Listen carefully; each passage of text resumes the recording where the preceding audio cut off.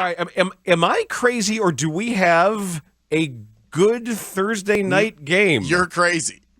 Oh. It's tempting to think of this as good, but let me highlight for a moment how bad the Bucs offense has been. So here we are. We're heading into week 8. They've scored 10 touchdowns this year. They've scored 1 touchdown in their last 10 quarters of play. Tom Brady has thrown 0 or 1 touchdown in every game but one. It's been so anemic.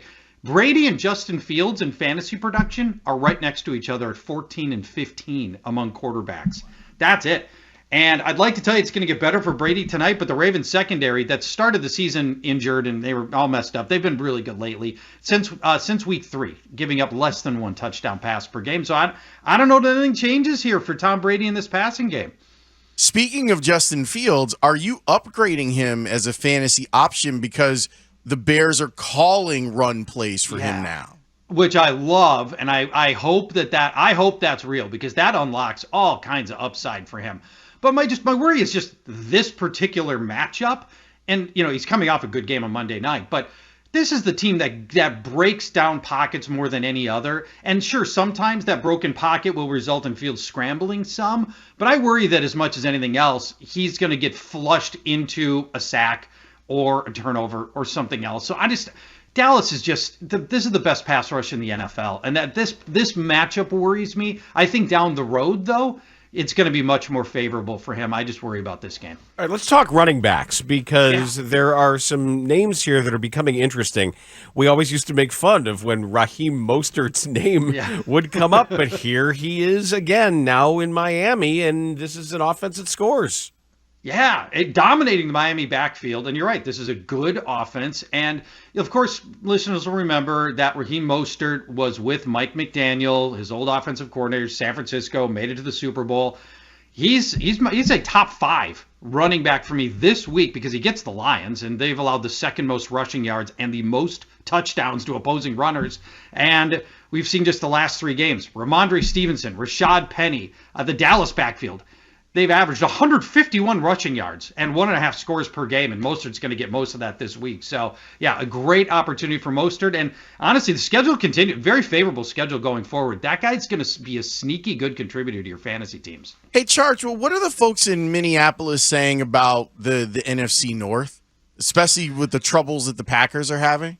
Well, we're enjoying it. So, I mean, there's that, and you can appreciate that. I just got done doing Green Bay radio, and let me tell you, they're not in a good spot with their team right now.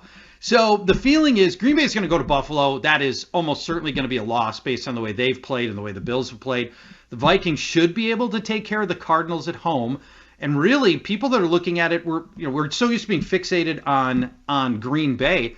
I honestly think Chicago is going to finish second in this division and is a bigger threat to the Vikings coasting to the NFC North. I think Chicago's a bigger threat than the Green Bay Packers are right now. Whoa. A little breaking news there from Charch. Well, okay, but look, here's why. So when I look at your team, the pass defense has become completely legit. I don't think this is a fluke. Jaquan Brisker is totally legit. Jalen Johnson was already really good.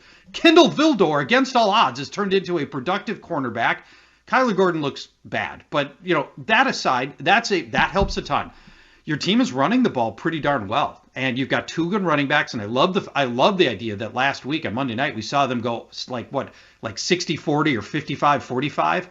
I think that can be a great 1-2 punch. Your team can grind out victories. I am more concerned as a Viking fan about the Bears than I am the Packers.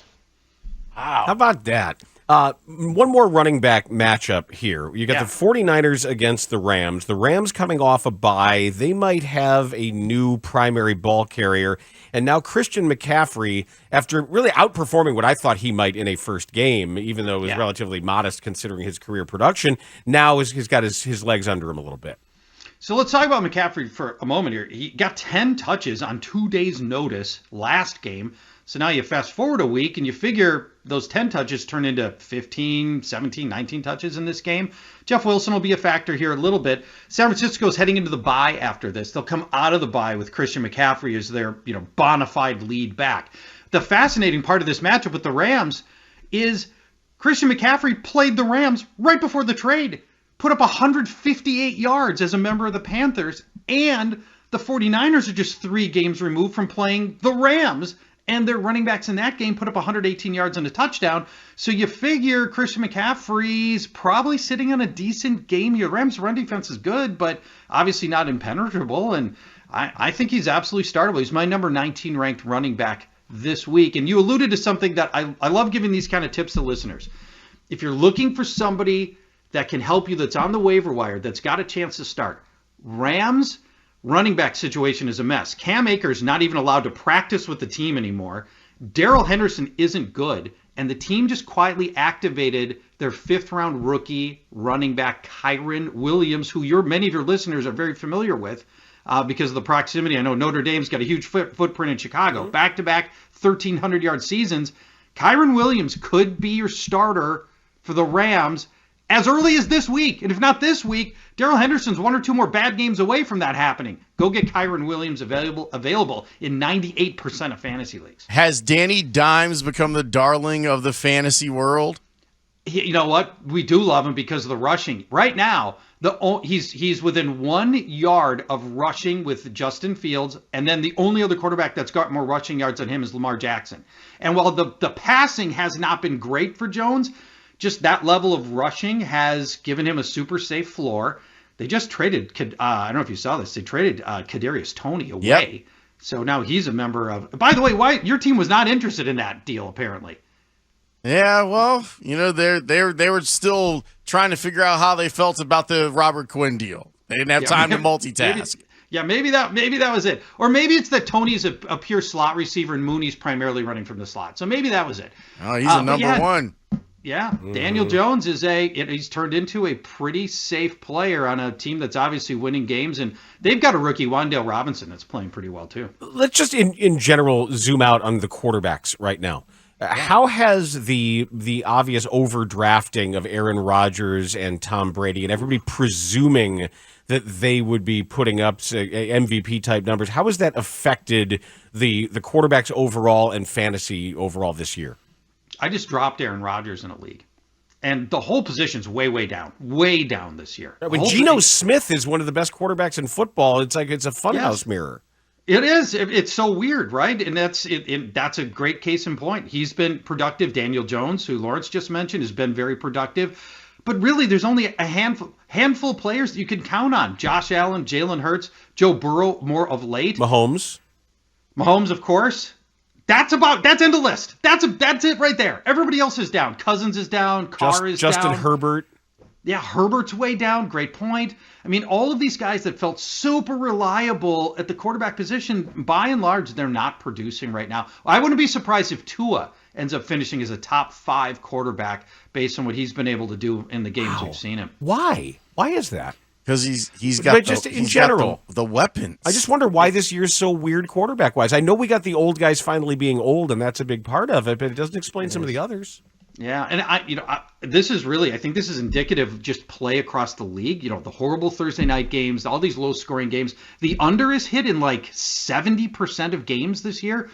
And I think a lot of it goes back to quarterbacking that's just been middling, and part of it is what you just mentioned. The age of some of the superstar quarterbacks are catching up with them. Their surroundings aren't good.